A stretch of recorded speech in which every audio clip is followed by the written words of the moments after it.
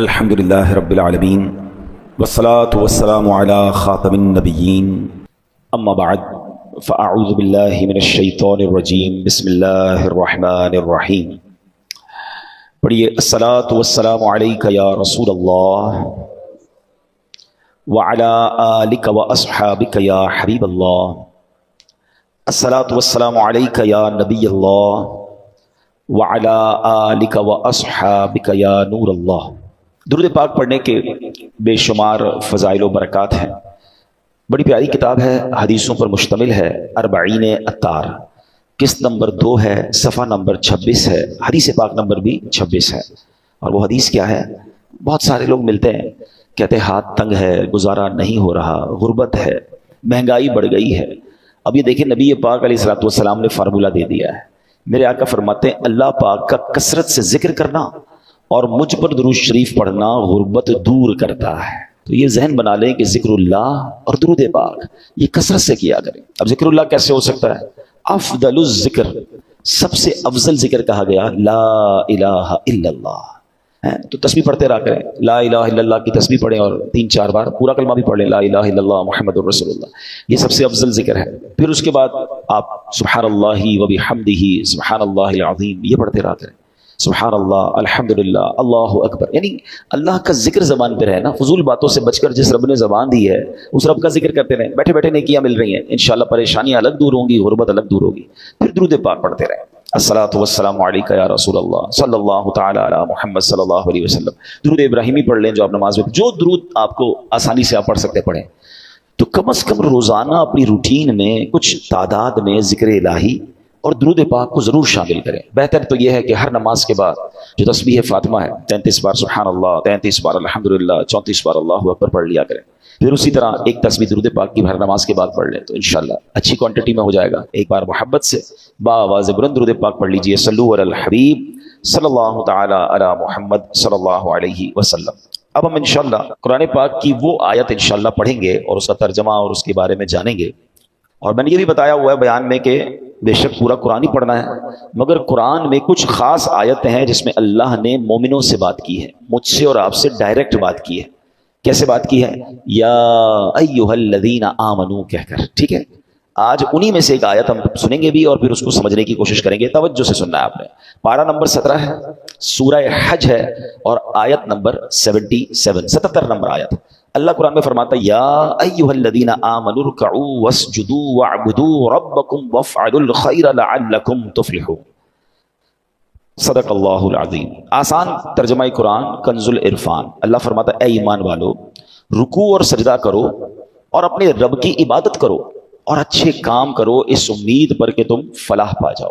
اب آتے ہیں اس آیت کی طرف جو ہم نے آیت تلاوت کی. 17واں پارہ ہے، سورہ حج ہے اور 77 آیت نمبر ہے. 3 نکاتی فارمولہ اللہ نے دیا ہے اور اس فارمولے میں انعام بھی بتا دیا ہے کہ جو ان 3 اسٹیپس کو فالو کر لے گا اسے کیا ملے گا؟ وہ فلاح پا جائے گا، ساری زندگی کامیابی سے گزارے گا، آخرت میں بھی اسے انعام مل جائے گا. یہی تو چاہیے نا کہ زندگی بیسٹ گزرے اور آخرت میں بھی محروم نہ رہو. ادھر بھی اللہ سکون دے، ادھر بھی سکون دے. کچھ لوگ صرف یہیں کے سکون، یہیں کے مزے، یہیں کی راحت کے لیے جیتے ہیں. بس یار ادھر موج ہو جائے، دنیا میں مزے ہوں. میں سوال کرتا ہوں آپ سے، کسی شخص کے دنیا میں مزے ہیں، بڑا اچھا گھر بھی ہے، تو گاڑیاں بھی ہیں، تو پیسے بھی ہیں، تو جو بھی ہے، جس قبر میں مر کے جانا ہے وہ کیڑے انتظار کر رہے ہیں، وہ سانپ انتظار کر رہے ہیں. بتاؤ یہ زندگی اچھی ہے؟ اور اس کے بعد قیامت اور آخرت کا عذاب انتظار کر رہا ہے. کیا کرنا ہے اس دنیا کے مزے کا؟ کتنا ٹائم رہو گے اس دنیا میں؟ کوئی ہے جو 500 700 800 سال رہتا ہو؟ اب تو ہماری ایوریج لائف مشکل سے 60 70 سال، وہ بھی جی لیا تو جی لیا، اس سے پہلے چلے جاتے ہیں لوگ. تو ایسی 50 60 70 سال کے مزے کے لیے قیامت تک کے لیے قبر میں عذاب بھگت لوں اور پھر اللہ نہ کرے قیامت کے دن بھی شرمندگی ہو، وہاں الگ تکلیف. نہیں، ہمیشہ پلاننگ یہ ہونی چاہیے دنیا میں بھی سکون ہو، ادھر بھی لائف اچھی گزرے، اللہ ادھر بھی لائف اچھی، اور اس کی زیادہ فکر ہونی چاہیے. عقل مند کون ہوتا ہے؟ جدھر زیادہ رہنا ہے ادھر کی زیادہ تیاری. لاجک بھی یہی ہے نا. آپ میں سے کچھ ایسے ہیں جو کراچی کے رہنے والے نہیں ہیں، کراچی آئے ہوئے ہوں گے کام کاج کے لیے، تو آپ فکر کہاں کی کرتے ہیں؟ اپنے گاؤں میں گھر اچھا بن جائے، ادھر ذرا اچھا سکون کے ساتھ رہوں، تھوڑا ٹائم یہاں آیا ہوں پھر چلا جاؤں گا. ایسا ہی ہے نا. بالکل یہی ذہن بناؤ. ہم دنیا میں مہمان بن کر آئے ہیں، 50 60 70 سال کا ایگزام دینے آئے ہیں. اصل زندگی وہ ہے.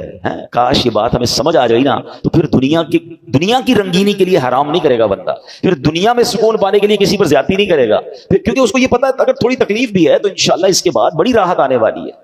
اور اللہ پاک نے جو یہ قرآن کی جو میں آیت پڑھنے جا رہا ہوں نا, یہ عمل کوئی کر لینا, دنیا میں بھی سکون, آخرت میں بھی سکون, ادھر بھی مزے انشاءاللہ ادھر بھی مزے. اب 3 نکاتی فارمولا ہے, پراپرلی توجہ سے سنیے. اللہ قرآن میں فرماتا ہے اے ایمان والو. دیکھو بات مجھ سے اور آپ سے ہو رہی ہے, بے ایمان سے تو نہیں ہو رہی نا.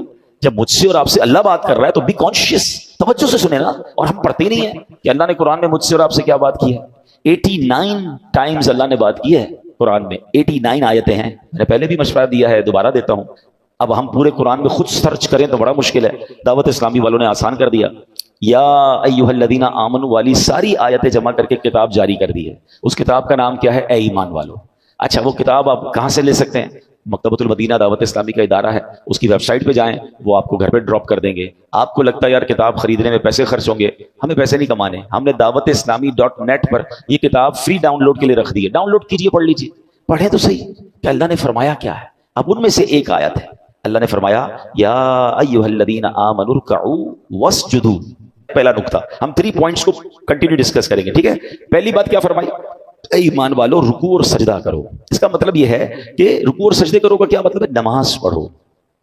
چونکہ نماز کے جو رکن اعظم ہے نا وہ سجدہ اور رکوع ہے, تو اس لیے قرآن کریم میں کبھی نماز کو رکوع اور سجدہ بھی کہہ دیا جاتا ہے. جیسے آپ نے بڑی مشہور آیت سنی ہوگی, وَارْكَعُوا مَعَ الرَّاكِعِينَ. قرآن کہتا ہے اور رکوع کرنے والوں کے ساتھ رکوع کرو.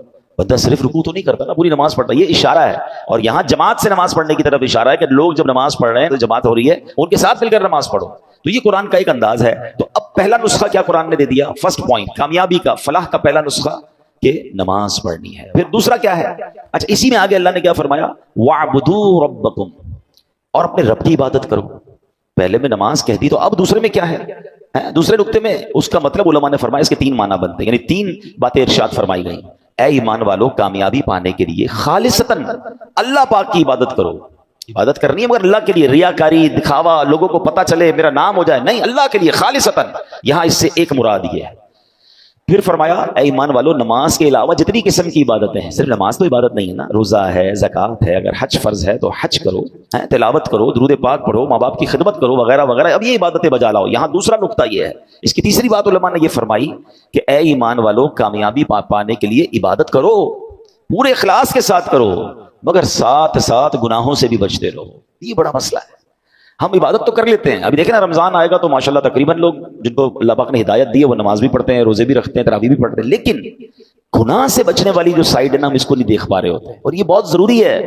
اس کو آپ آسان لفظوں میں یوں سمجھیں کہ آپ کبھی ڈاکٹر کے پاس جائیں اور آپ کہیں میرا گلا بڑا خراب ہے, اور ڈاکٹر آپ کو گلے کی دوائی دے. اب تھوڑے دنوں بعد جائیں کہ ڈاکٹر صاحب ساری دوائی پی لی, ابھی تک گلا ٹھیک نہیں ہوا. تو ڈاکٹر صاحب کہیں کہ بھائی آپ نے کوئی ٹھنڈے پانی سے اور کھٹے سے پرہیز کیا تھا؟ تو آپ کہیں نہیں, میں تو دوائی بھی ٹھنڈے پانی سے ہی پیتا ہوں. تو ڈاکٹر کیا کہیں گے, آپ اور 2-4 ڈبے بھی کھا لیں پھر بھی آپ کا گلا ٹھیک نہیں ہونا. دوائی کے ساتھ ساتھ پرہیز بھی تو ضروری ہے نا. اب اس کو اس طرح سمجھیں کہ ہم دوائی تو لے رہے ہیں نمازیں پڑھ کے, روزے رکھ کے, مگر پرہیز نہیں کر رہے, گناہ بھی کر رہے ہیں, دونوں ساتھ چلا رہے ہیں. نہیں, قرآن کیا کہتا ہے؟ اے اللہ کے بندو اللہ کی عبادت کرو مگر گناہ سے بھی بچو. اور اب آئیے آگے چلتے ہیں, ایک حدیث پاک سے اس بات کو ذرا اور سمجھ لیں گے تو اور بات کلیئر ہو جائے گی. پیارے آقا علیہ الصلوۃ والسلام نے حضرت ابو ہریرہ رضی اللہ عنہ کو نصیحت فرمائی, کن ورعن تکن اعبد الناس. اے ابو ہریرہ پرہیزگار ہو جاؤ, گناہوں سے بچتے رہا کرو, سب سے بڑے عبادت گزار ہو جاؤ گے. ہم کیا سمجھتے ہیں بہت زیادہ عبادت کرنے والا عبادت گزار ہوتا ہے, یقیناً عبادت کرنی ہے مگر گناہ سے بچنا از ویری امپورٹنٹ. یہ دونوں ملیں گے تو سمجھ لیں اس کی برکتیں ملیں گی. اس کو اور اچھے انداز سے سمجھیے. حضرت عمر فاروق رضی اللہ تعالیٰ عنہ مسلمانوں کے دوسرے خلیفہ ہیں نا, لوگوں سے خود آپ نے ایک سوال کیا, ساتھی بیٹھے تھے آپ کے, آپ نے کوسچن کیا ای الناس افضل, لوگوں میں سب سے افضل بندہ کون ہے؟ لوگوں نے عرض کی نمازی. نمازی افضل ہے. تو آپ نے فرمایا نہیں, نمازی بھی بعض دفعہ گناہ کرتا ہے, نیکیاں بھی کرتا ہے, یہ بھی تو ممکن ہے کہ نماز بھی پڑھے اور بہت سارے گناہوں میں مبتلا بھی ہو. فرمایا نہیں, صرف نمازی افضل نہیں ہو سکتا. لوگوں نے عرض کی راہ خدا میں لڑنے والا, جہاد کرنے والا. فرمایا یہ بھی گناہ بھی کرتا ہے, نیکیاں بھی کرتا ہے. تو لوگوں نے کہا روزہ دار افضل ہے. حضرت عمر کہتے ہیں روزہ دار بھی گناہ کرتا ہے, روزہ بھی رکھتا ہے, ہر روزہ دار تو سارے گناہوں سے نہیں بچتا. خود فاروق اعظم رضی اللہ عنہ نے جواب دیا, افضل کون ہے؟